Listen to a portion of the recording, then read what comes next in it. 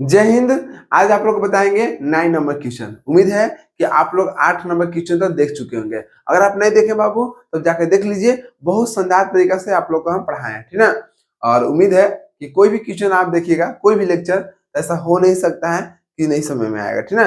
आप जाइए ना, एक बार देखिए तो, ठीक ना। देखिए यहाँ पर, यहाँ 9 नंबर क्वेश्चन क्या कर रहा है कि एक मीनार की चोटी पर बैठा आदमी पाता है कि, मतलब पाता मतलब देखता है कि उसके ठीक दाएं और बाएं जमीन पर दो कारों का अवनमन कोण 30 डिग्री और 45 डिग्री है।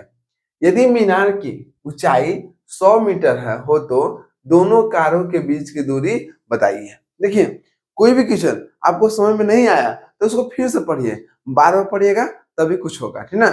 हमेशा मैथ को अगर अच्छा करना है ना, तो सबसे पहले आप क्वेश्चन को ध्यान से देखिए, है ना, कि पूछ क्या रहा है और निकालना क्या है।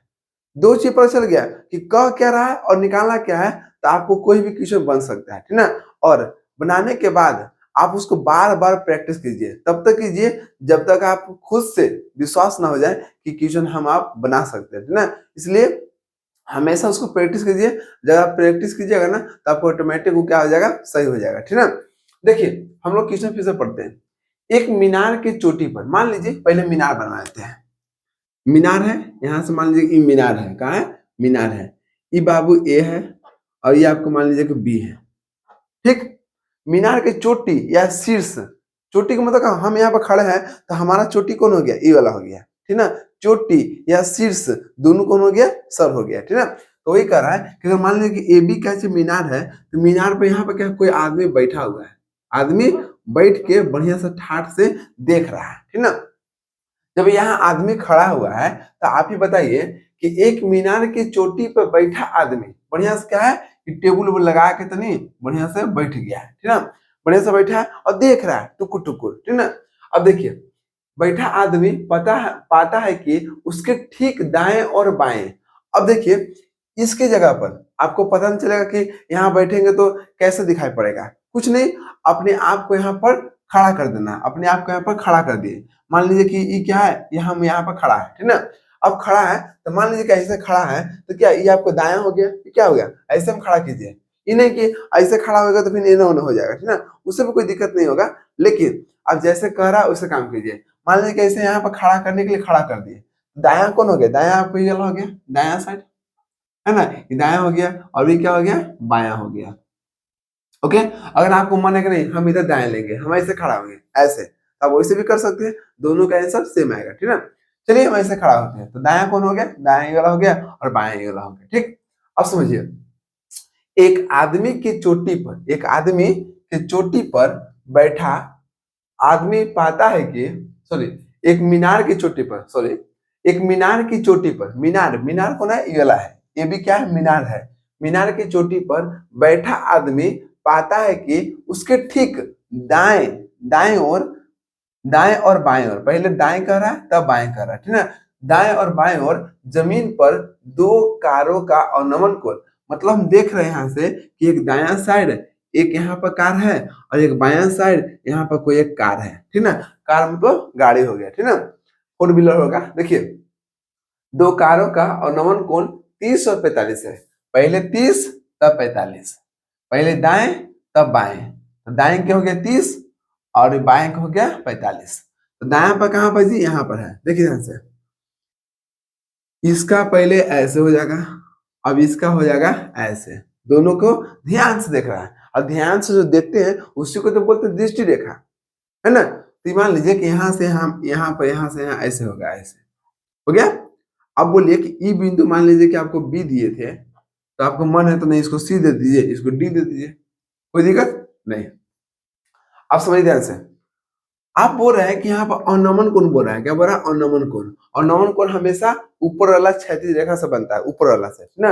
उन्नयन कोण हमेशा नीचे वाला से बनता है। अब देखिए, कह रहा है कि अवनमन कोण 30 डिग्री है, किधर, तो दायां, पहले दायां तब 30 डिग्री, तो दायां करना इस साइड है, तो यहाँ पर कितना बनेगा, 30 डिग्री बनेगा। अवनमन कर रहा था, क्या कर रहा था, अवनमन, इसलिए हम लोग ऊपर बना रहे हैं, ठीक ना। अब देखिए, अब कर रहा है 45 डिग्री, 45 किधर, बायां में, तो बायां कर रहे हैं इस साइड है, तो बायां बन गया आपको 45 डिग्री, कितना बन गया, 45 डिग्री, ठीक ना। अब यूनियन को अब सॉरी, अब ऑर्नामेंट को चेंज कीजिए उन्नयन में, ठीक है। तब देख रहे हैं कि अगर ई कोण अगर मान लीजिए कि संगत कोण 30 डिग्री है तो यहाँ पे भी कितना बनेगा 30 डिग्री, कितना बनेगा 30 डिग्री। अगर ई आपको क्या है 45 डिग्री है तो यहाँ पे कितना कोण बनेगा 45 डिग्री, ठीक है ना। ये ऑलरेडी 9th क्लास में पढ़ा चुके हैं। अब आप समझिएगा ध्यान से, अब क्या कर रहा है कि यदि मीनार की ऊंचाई 100 मीटर है और ये जो मीनार था ना ए से लेकर बी, इसका हाइट दे दिया 100 मीटर, कितना दे दिया 100 मीटर हाइट यहाँ से यहाँ दे दिया, ठीक ना। अब चलिए, अब हाइट भी दे दिया, अब क्या दिक्कत है, तो दोनों कारों के बीच की दूरी बताइए। कह रहा है कि दोनों कार, एक कार कहाँ पर है सी के पास है और एक कार कहाँ पर है डी के पास है, ये दोनों के बीच में दूरी पूछ रहा है, ये दोनों के बीच में दूरी कितना होगा, दोनों के बीच में दूरी क्या होगा। देखिए अगर मान लीजिए कि ई मीनार है तो मीनार से पहिलका की दूरी मान लीजिए कितना x मान लिए, ठीक, और इस मीनार से दूसरका का मान लेते हैं दूरी y, ठीक ना।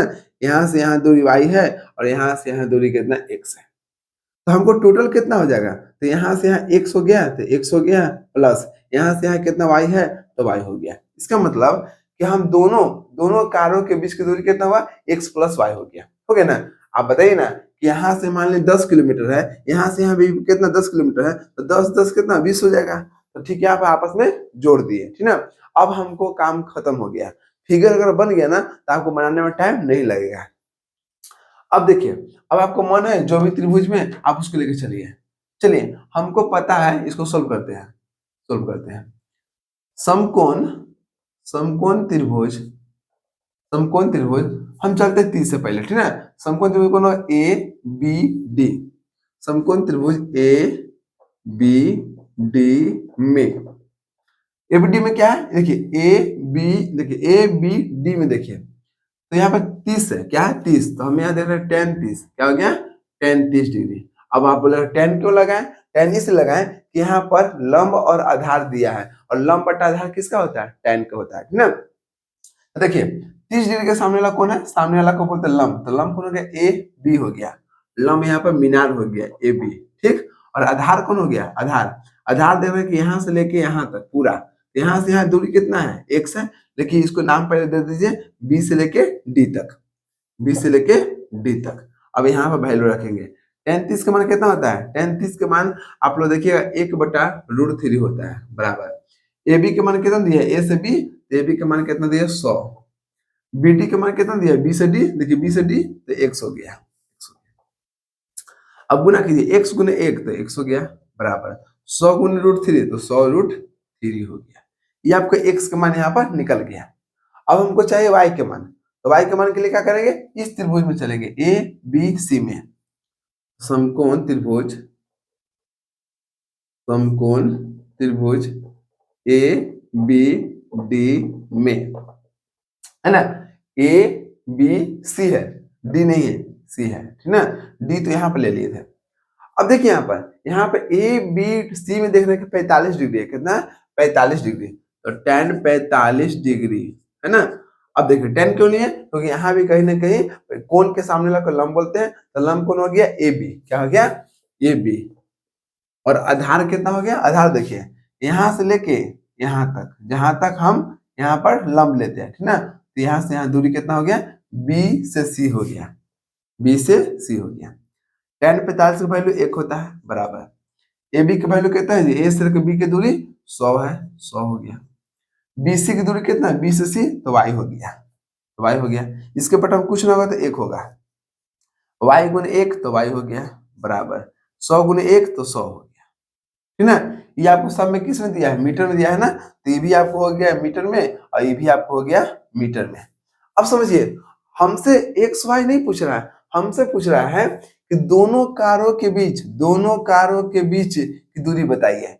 दोनों कार के बीच कहाँ पर, एक कार यहाँ पर बाबू, एक कार यहाँ पर है, तो दोनों के बीच में दूरी, तो हम जानते हैं कि यहाँ पर x प्लस कितना है y है, ठीक ना। अब देखिए यहाँ पर लिख दीजिए, यहाँ पर चूंकि दोनों कारों के बीच की दूरी बराबर, अब देखिए दूरी कितना है x प्लस वाई है ना। x कितना है, x देखिए x के मान यहाँ पर आ गया 100√3, 100√3 प्लस है प्लस, y के मान कितना आया 100 आया है, 100 हो गया। अब देखिए 100 यहाँ पे यहाँ पे कॉमन लीजिए, यहाँ भी 100 यहाँ भी 100, तो 100 कॉमन ले लिए तो कितना बच गया √3 प्लस कितना होगा 1 हो गया। अब देखिए 100 हो गया।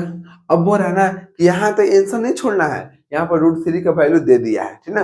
√3 का वैल्यू कितना है 1.73 प्लस कितना है 1 है। अब इसको क्या कीजिए जोड़िए, 1.73 प्लस 1 कीजिएगा तो 1 कितना हो गया 2 हो गया, 0.73 हो गया।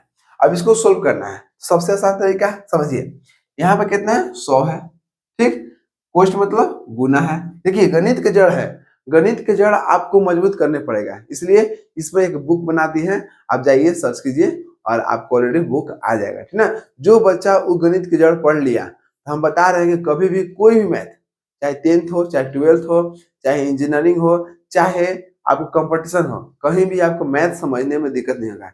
मैथ समझने में दिक्कत नहीं होगा, क्यों? क्योंकि कहीं ना कहीं आपका बेसिक मजबूत हो जाएगा, और जब आपको मतलब मान लीजिए बेसिक मजबूत हो जाता है तो आप कहीं भी छलांग लगा सकते हैं। अब देखिए यहाँ कोश मतलब गुना हो गया, यहाँ पे कितना दिया 273, पॉइंट को एक मानते हैं, पॉइंट को एक मानते हैं, क्या अंक है 1 2, तो 1 2, 100 से 100 काट दिए तो कितना बच गया 273, 273। यहाँ पर हम डायरेक्ट लिखेंगे 273 मीटर आंसर, ठीक है ना। अब देखिए यहाँ पर क्यों ना सोल्व किए, क्योंकि गणित का जड़ है, तो गणित का जड़ हम यहाँ पर रफ में कर दिए हैं, क्या है रफ में यहाँ पर कर दिए हैं। जिसको लिखना है ये भी लिख लीजिए कि कैसे यहाँ पर आया, ठीक ना। 2 पॉइंट यहाँ पर कितना हो गया 273 हो गया, ठीक ना, ये मीटर आंसर हो गया। तो दोनों कारों के बीच की दूरी कितना है 273 मीटर है। तो उम्मीद है कि यहाँ तक आपको दिक्कत नहीं होगा। चलिए मिलते हैं नेक्स्ट वीडियो में, जय हिंद।